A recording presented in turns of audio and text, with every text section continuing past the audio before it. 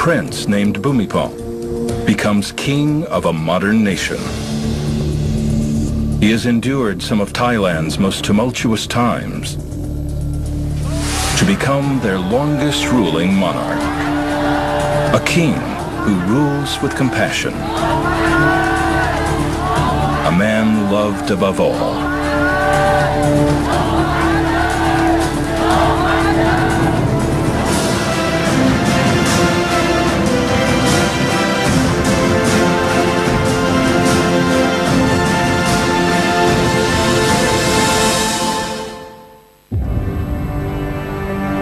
In 1992, Thailand is caught in one of its worst political demonstrations in almost 20 years. Protests demanding the resignation of an unelected prime minister have erupted into a violent 4-day military clampdown. As the situation spirals out of control, political analysts believe the country is on the brink of civil war. Until one man steps forward.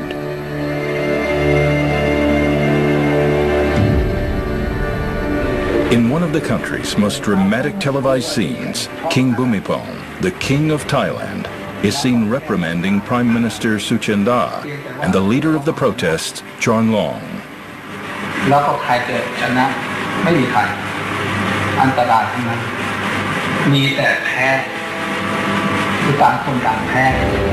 King Bhumibol's single-handed intervention pulls the country back from the brink of a political calamity and paves the way for talks that will lead to a peaceful solution. Although the Thai king holds no political power, his status among his people has been described as almost godlike.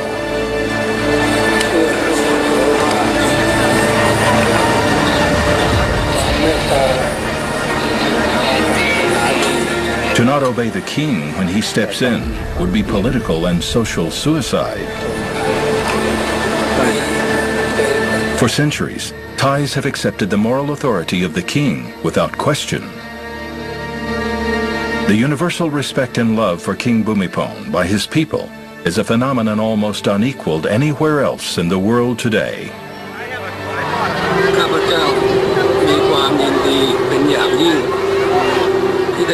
But who is this man they know as king, currently the longest reigning monarch in the world?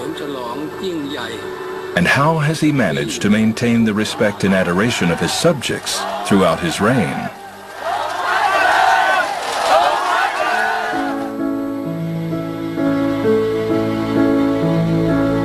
Prince Bhumibol was born on 5th December 1927 in Cambridge, Massachusetts, in the United States.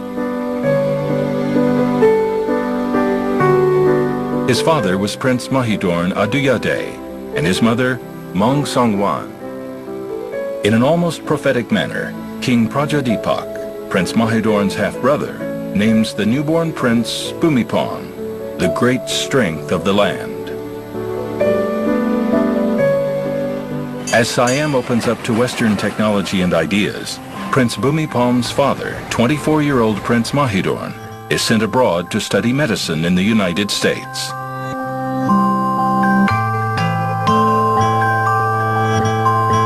Two years later, he meets a nursing student at Hartford, Connecticut. Her name is Songwan, and she would become Prince Bhumibol's mother. Prince Mahidorn had fallen in love with Songwan, a commoner, and wanted to marry her. But it was considered unconventional for royalty to marry outside of their lineage. Prince Mahidorn is undeterred by the royal protocol and marries Songwan on 10 September 1920 at Sapratum Palace, Thailand. His new bride is given a royal title and becomes known as Mong Songwan. The newlyweds return to the United States and live a modest lifestyle in an apartment in Longwood Avenue, Boston. They have 3 children, including a young prince, Bhumibol.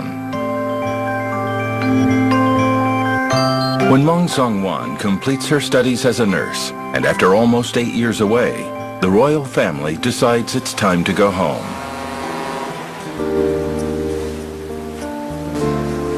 In 1928, they moved back to live at Sapratum Palace with Prince Bhumibol's grandmother, Queen Sawang Vatana.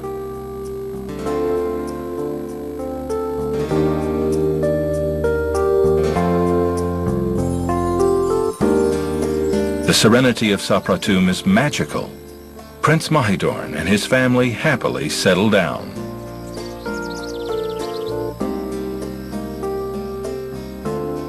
However, their joy is short-lived. The hardworking prince is diagnosed with a disease of the kidneys and starts to become frail. Then, on 24th September 1929, Prince Mahidorn tragically passes away. Young Prince Bhumibol is barely 2 years old. It's a huge blow to Mong Song-wan, who becomes a widow at not even 29. And although the challenges seem overwhelming, she is determined to become a loving and nurturing mother to her 3 raising them by herself.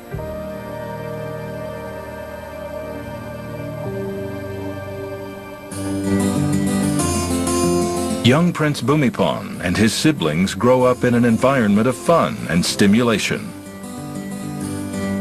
Mong Song-wan uses play to help her children learn about the world around them.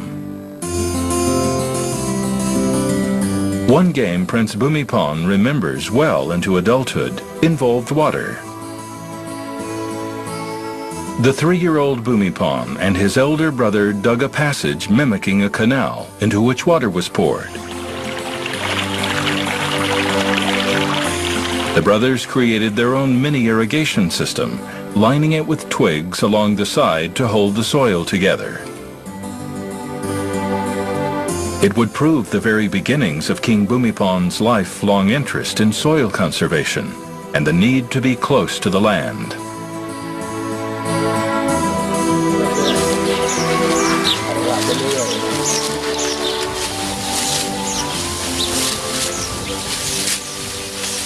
เน้นเรื่องการใช้ดินน้ำลมไฟและใช้ดินน้ำลมไฟเพื่ออะไรเพื่อประโยชน์ของตัวของประชาชนเองและประโยชน์แรกนั้นคือเรื่องอาหาร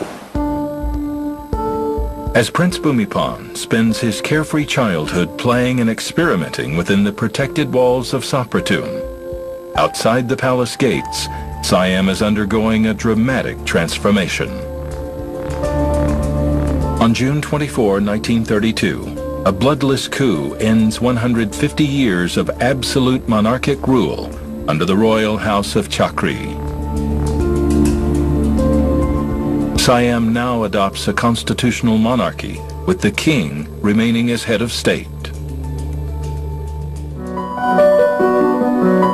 Mong Song-wan wants to move her children away from the political upheavals in Siam, and she decides that Lausanne would be the perfect refuge.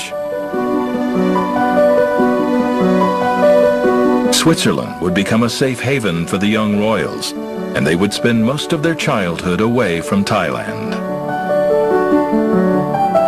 Prince Ananda, Prince Bhumibol's elder brother, was particularly fond of Switzerland. As his older sister, Princess Galiani, later observed, it was a democratic state which knew no monarchic rule, making them commoners like everyone else.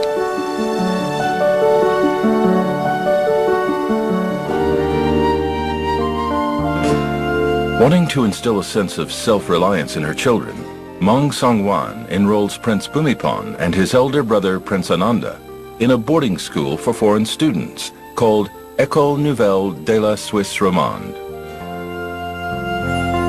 They study liberal arts, and Prince Bhumibol took French, German, and English lessons. Although the royal family are far away in peaceful Switzerland, the tides of change back home in Siam would soon reach their shores.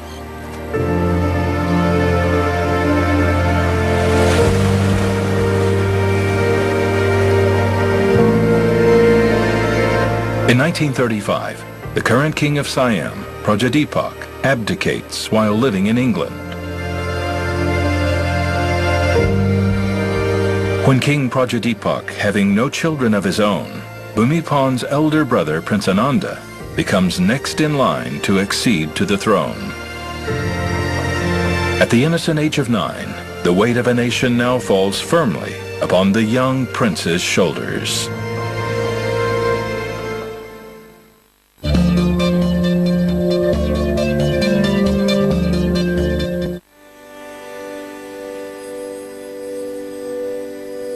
At the age of 9, Prince Ananda becomes king of Siam. As a mother, Maung Song-wan is apprehensive about her child taking on such responsibilities at such a young age. She wants her children to have a normal childhood. She doesn't want her young children to be taken out of school and requests to continue living in Switzerland. The government agrees that the young royals can remain in Europe for the time being. Even though her son is now a ruling monarch, Maung Song-wan continues to impart life values to her young children from the Switzerland setting. She sees to it that the new King Ananda and his siblings are not exempt from carrying out simple housekeeping chores like tidying their bedrooms and sweeping up the house.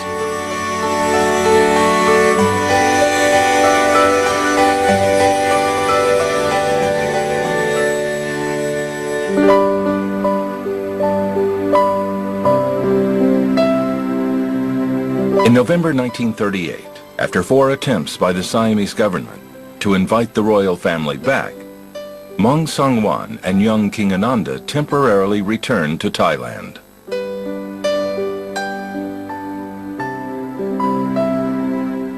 It's a joyous occasion, and people from all over the country turn up to welcome their new king.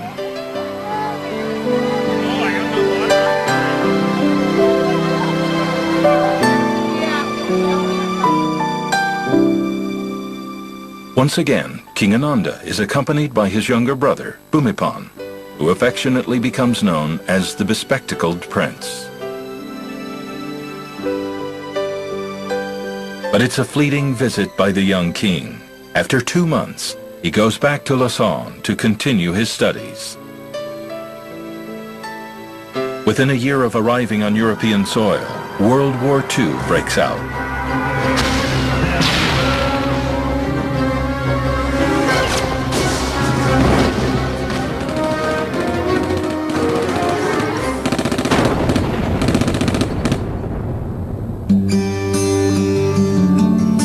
Although Switzerland manages to escape the carnage endured by neighboring France, Germany, and Italy, it is not exempt from its own wartime suffering.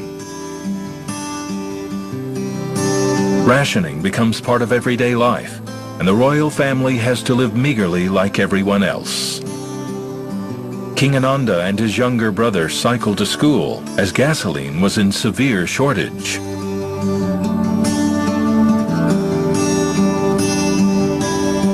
Growing up, the king has an extremely deep bond with his younger brother Bhumipan, his closest companion. Going almost everywhere together, the best buddies feel almost inseparable. They share passions in almost everything, from modeling ships to building their own toys. By the time Prince Bhumipan was 8, he had already developed a love for construction. He was inspired by an old Buddhist script, Gate Ramate. Those who delights themselves make their own things.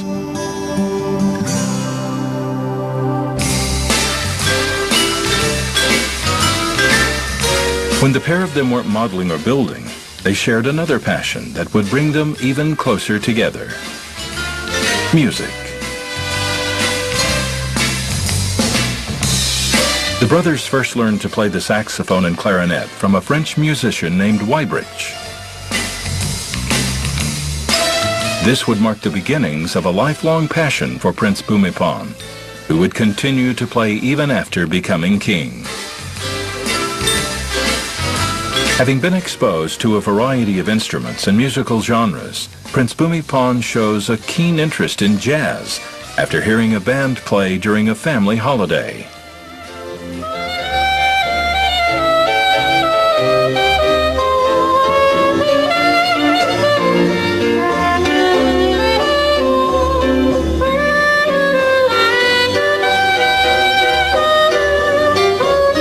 As his appreciation for jazz deepens, Prince Bhumibol starts collecting jazz records. Mong Sang-wan, meanwhile, sees to it that Prince Bhumibol has to dig into his own pockets to pay for his musical meanderings. She does not want her children to be spoiled. To this day, music remains a big part of King Bhumibol's life. And he once said, "Jazz or no jazz, music is a part of me." His love for music soon moves from playing to composition, and at the age of 18, King Bhumibol composes his first jazz song, Candlelight Blues.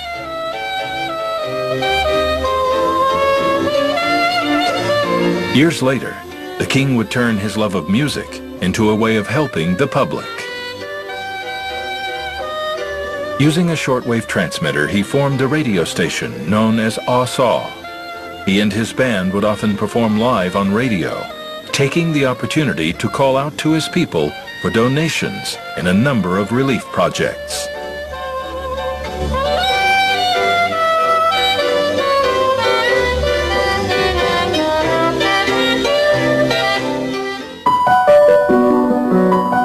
In 1945, following the end of World War II, King Ananda makes another trip home. His brother, Prince Bhumibol, accompanies him as usual.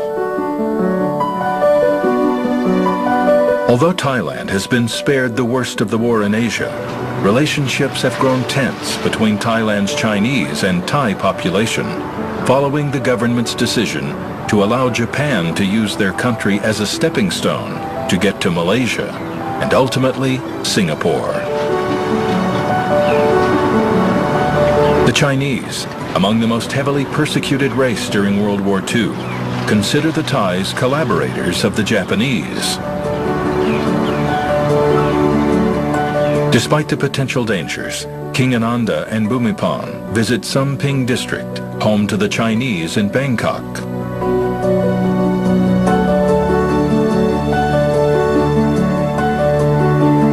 It is during this visit that Prince Bhumibol, now a skilled photographer, starts documenting their journey along the way. Any tensions are cast aside as the Chinese community give the young royals a warm welcome.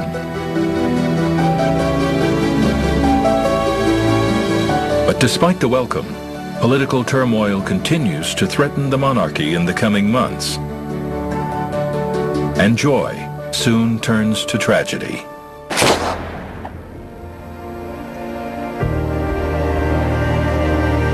On 9th June 1946, in an incident unresolved to this day, King Ananda dies from a mysterious gunshot at home in his bed. It is a massive shock to the nation who unite to mourn the loss of their beloved king.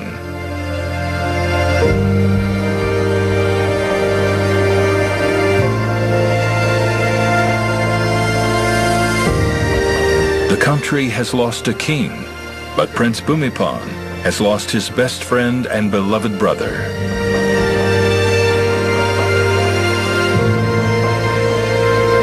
The National Assembly immediately meets and makes a unanimous decision to name Prince Bhumibol king. Although devastated, he accedes to the throne the same day. By the age of only 18, the bespectacled Prince Bhumibol becomes Rama IX, King of Thailand.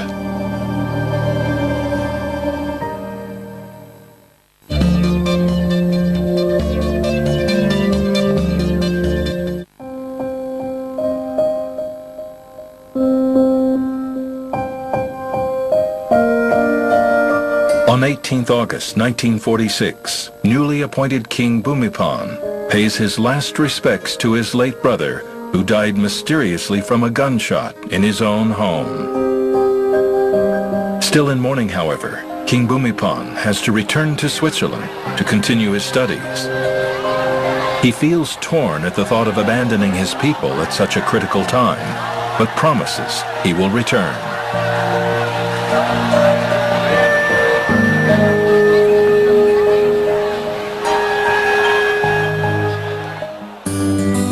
The young king returns to his studies at the University of Lausanne. Although deeply passionate about science, he changes his course of study to law, political and social science, subjects he feels would be more relevant to his role as king. Young King Bhumibol also focuses on increasing his fluency in English, German, French and Latin, knowing these will complement his role as a statesman. แล้วท่านอ่านภาษาได้ดีกว่าพวกเราใช้ภาษาได้ค่อนข้างลึกซึ้งแล้วศึกษาอะไรต่างๆได้อย่างรวดเร็วภาษาอังกฤษท่านก็แม่นเพราะท่านเกิดเติบโตในต่างประเทศท่านก็เป็นหลายภาษา As the new king comes of age, he falls for the daughter of a leading Thai diplomat in Europe, Mom Rajawangsi Sirikit Kittiyagon. She is studying in Europe when they first meet at Fontainebleau in Paris. The young couple soon get engaged on 19th July 1949. In a warm and sentimental gesture, King Bhumibol gives his fiancée the engagement ring that belonged to his parents.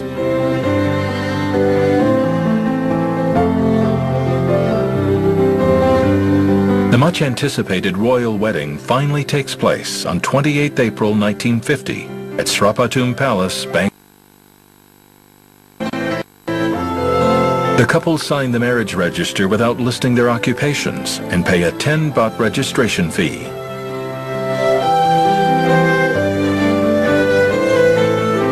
Thailand welcomes their new Queen Sirikit, who would become King Bhumibol's constant companion.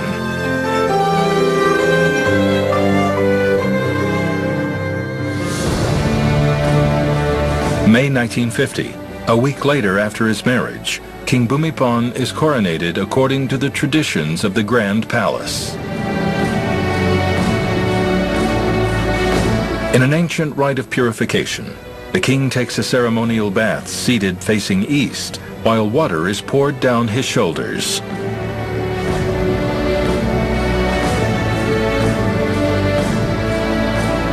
For the first time, the king wears the symbolic Great Crown of Victory, weighing a hefty 7.3 kilograms, studded with diamonds and jewels.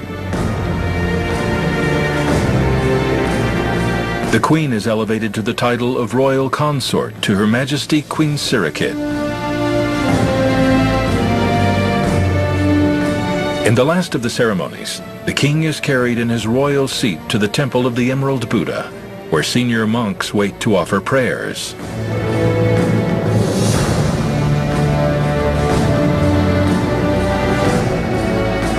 Thai kings have ruled for centuries according to Buddhist principles and are often seen as Thamaraja, or kings of righteousness. Carrying on the expectations of this ancient tradition, King Bhumibol swears to reign with righteousness for the benefit and happiness of the Siamese people.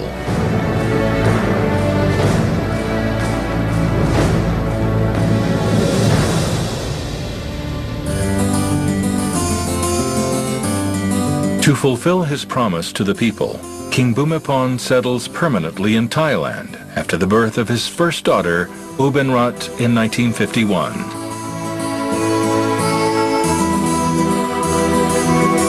The royal family would be completed with the birth of another son, Prince Rachi Ralangon, and two more daughters, Princess Siriton and Chulaporn.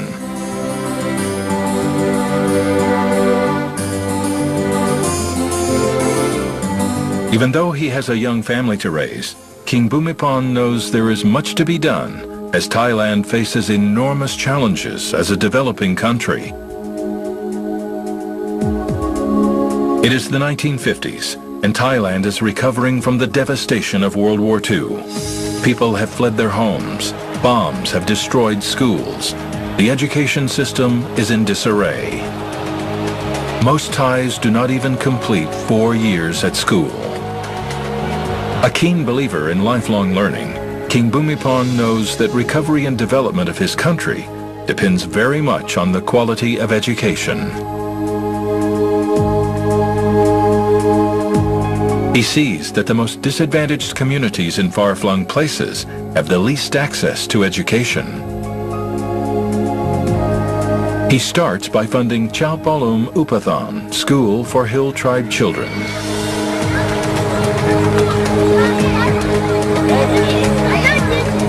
And in 1976, he establishes the Pradabut Foundation for students who have dropped out of the formal education system due to poverty. They are offered practical vocational training instead.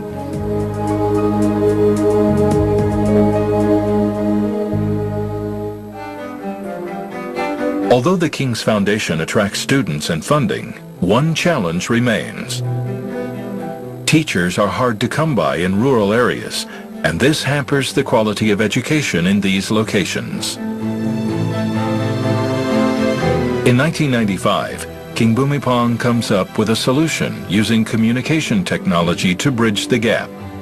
He starts the concept of distance learning and broadcasts lessons from Glaikhon Wong School Studio in southern Thailand on 15 different channels.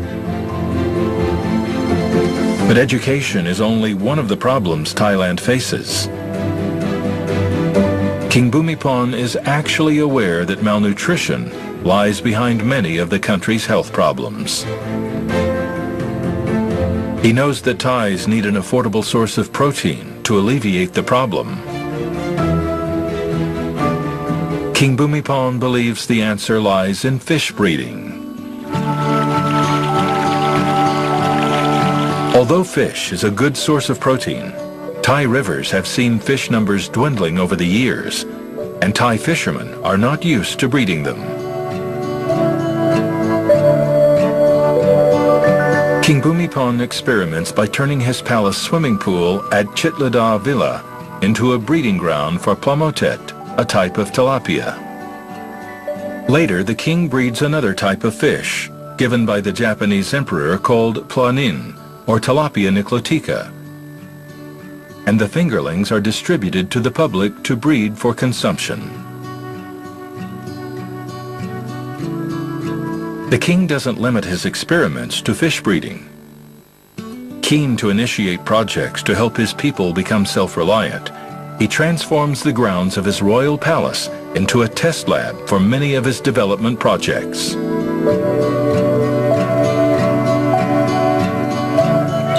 He experiments with rice, wanting to find the best cultivation technique for his farmers.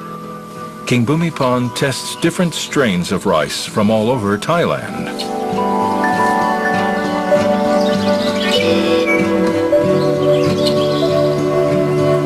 He even develops a tractor known as the Iron Buffalo to mechanize the back-breaking process of plowing the fields.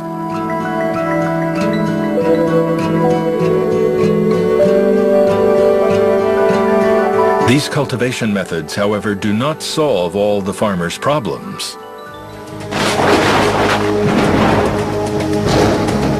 Floods and droughts are a constant threat to this rice-exporting nation every year, leaving farmers at the mercy of Thailand's erratic weather.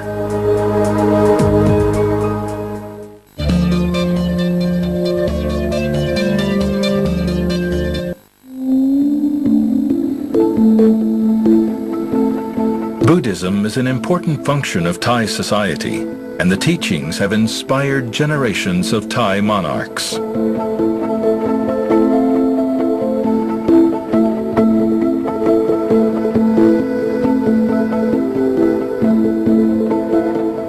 In 1956, King Bhumibol performs a rite of passage for Thai men by entering monkhood for 15 days.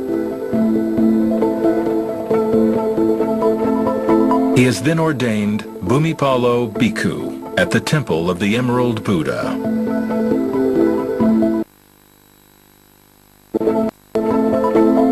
The king moves to Wat Borvorvinet, where his great-grandfather King Mongkut lived.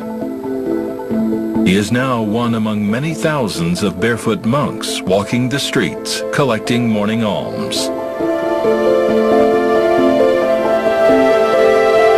Although Thai monarchs are Buddhist by tradition, the king regards all religions equally. He never fails to accept invitations to attend religious activities from other faiths, and even had a gift of a Quran translated into Thai. In 1958, a train leaves Chitlada Station, carrying on board the king and queen on a mission to northeast Thailand.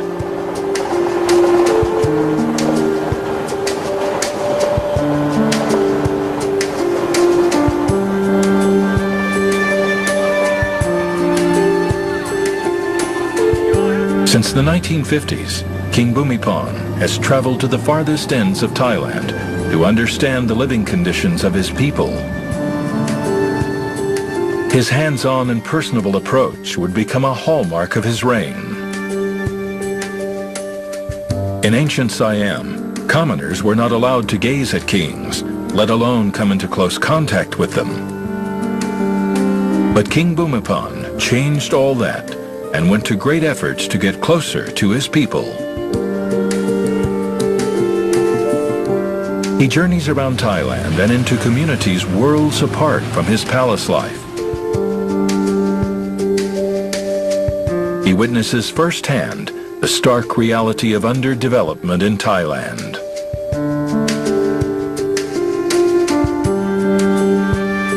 Roads are often unpaved, and his car soon gets stuck on his way to Hua Hin in the south.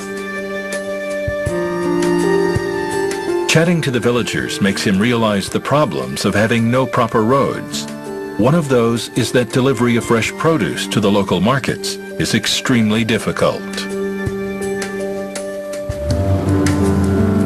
A road is soon built for the villagers after King Bhumibol leaves.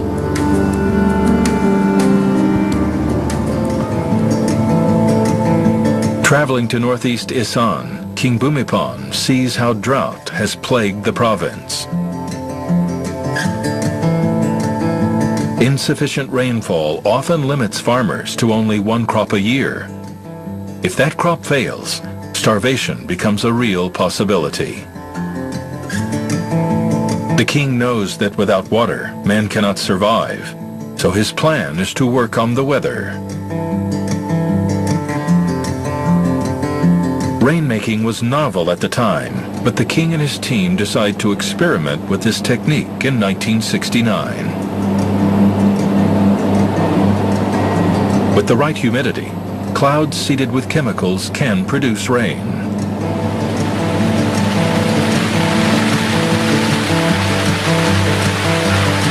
The king becomes known as a rainmaker after the success of this project. The people see him as a wise king invoking notions of a semi-divine monarch who could harness the weather for the benefit of the people.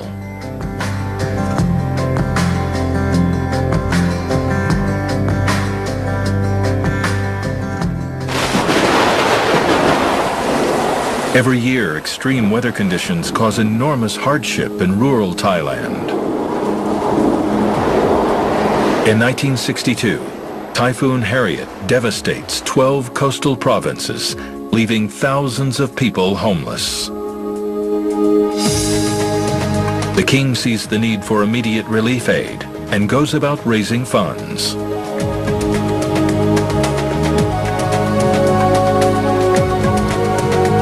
Money left over from his fundraising efforts are then used to establish the Raja Prachan Kra Foundation, dedicated to providing relief to victims of disaster. In 2004, Thailand is struck by one of Asia's worst natural disasters. A giant Asian tsunami sweeps across the Indian Ocean, destroying everything in its path. Thailand is badly hit, with more than 5,000 people killed and thousands more homeless. The foundation steps in to construct 4 schools for those children most affected by the disaster.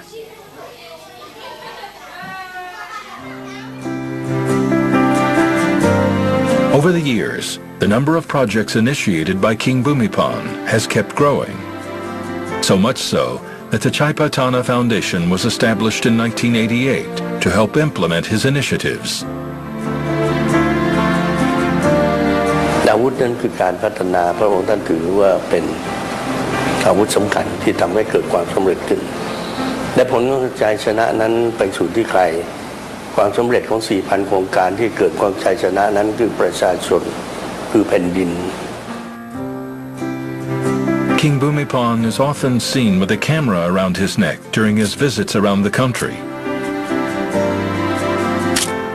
Having developed a love for photography since young, the king documents the landscape as research for his projects.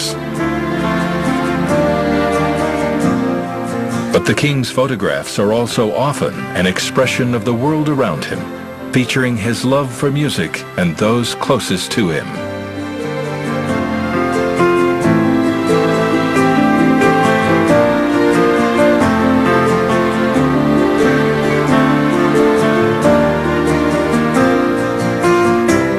And photography is not his only medium of expression. The king's interest in painting began when he was 10, but he only started painting seriously after 1959. He has completed around 100 paintings in realist and abstract styles, and often feature subjects close to his heart, such as Queen Sirikit.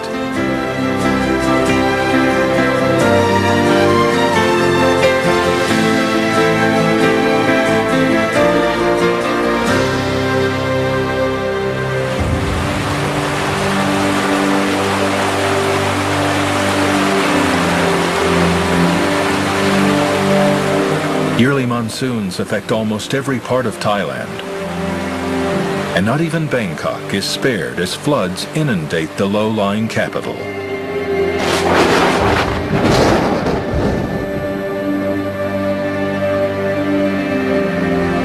Activities grind almost to a halt, and things come to a head on 19th September 1995. Imminent floods once again threaten Bangkok. King Bhumibol is deeply concerned and meets with members of the royal household to solve the problem.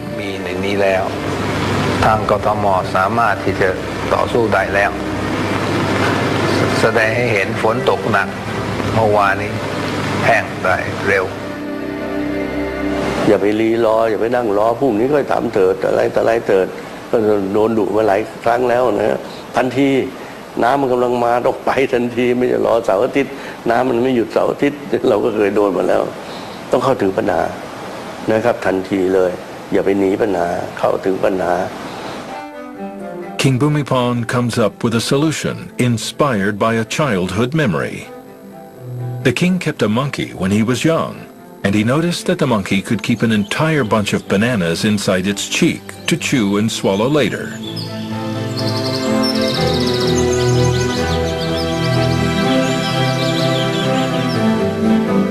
King Bhumibol comes up with the Monkey Cheek Project to store excess water during heavy rainfall in grand basins and dikes that can be released back in the sea later. Thailand is safe for now, at least from the floods and typhoons. But a financial tsunami is headed east that will almost bring Southeast Asia to its knees and test the resilience of the Thai economy.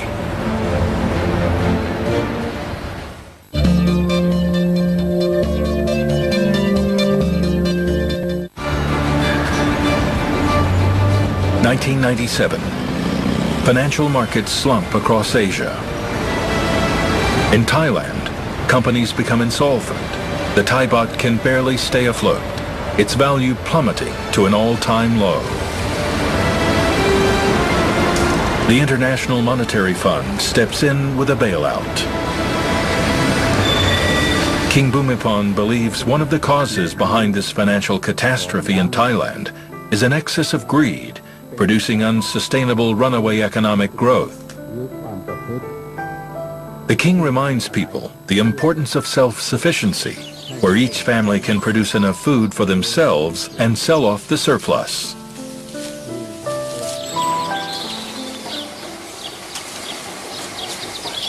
His ideas of self-sufficiency subsequently become known as the New Theory. The idea promotes small-scale agriculture, where each individual household divides their farmland into different zones for rice, animal farming, and other activities.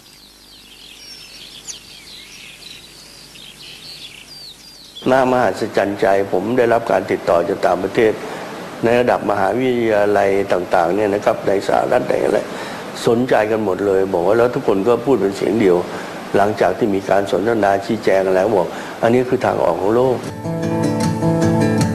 Beginning in the 1970s, conflict in the Middle East causes extreme price fluctuations in oil. King Bhumibol knows that dependency on oil is not sustainable, and its supply might run out in the long run. This sparked off the king's interest in developing sustainable energy, and once again, he uses the ground of Chitlada Palace as a test lab. In 1986, ethyl alcohol from plants is successfully developed and used to run vehicles supporting royal projects. The experiment later includes solid alcohol for fuel.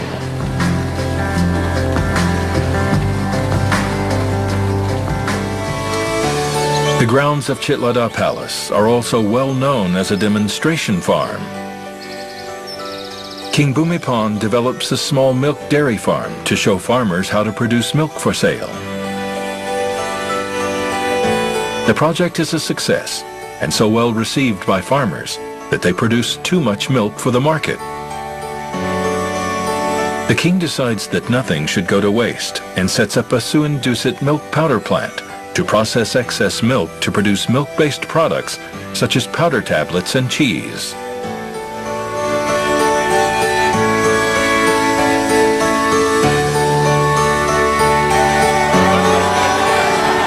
In 2006, King Bhumibol celebrates 60 years on the throne, making him the longest reigning monarch in the world.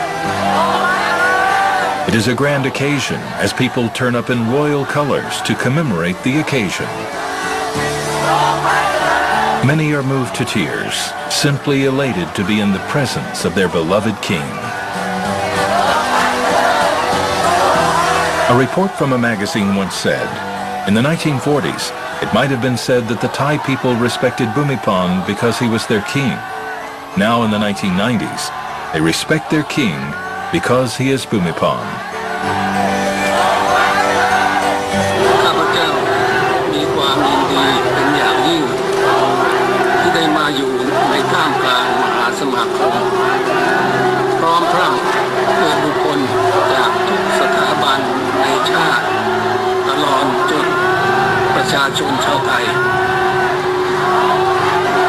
ขอขอบใจในคำอวยพรและการเฉลิมฉลองยิ่งใหญ่ที่ทุกคนตั้งใจจะให้ข้าพเจ้าเป็นพิเศษ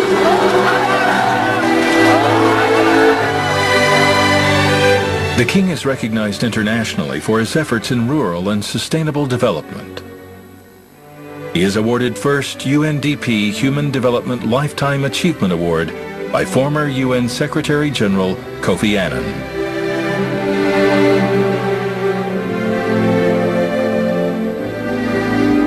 Royals from all over the world converge in Thailand to celebrate this historic occasion. An exquisite banquet is held. Special effort was made to feature handicrafts from royal projects.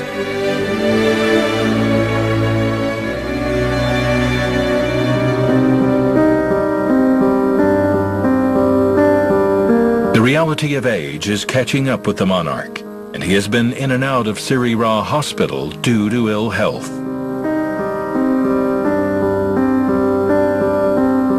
But when he can, King Bhumibol always makes an effort to greet his people.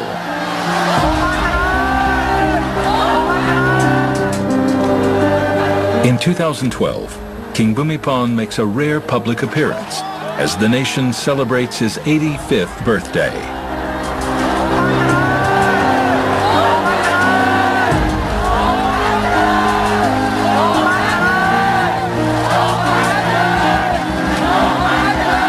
No one knows who will succeed the king at this point.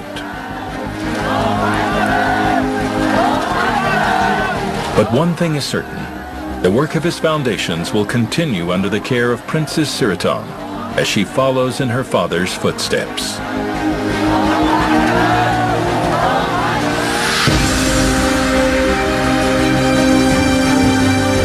Once the bespectacled prince, now the longest-serving monarch in the world, King Bhumibol has affectionately come to be known as the father of the nation.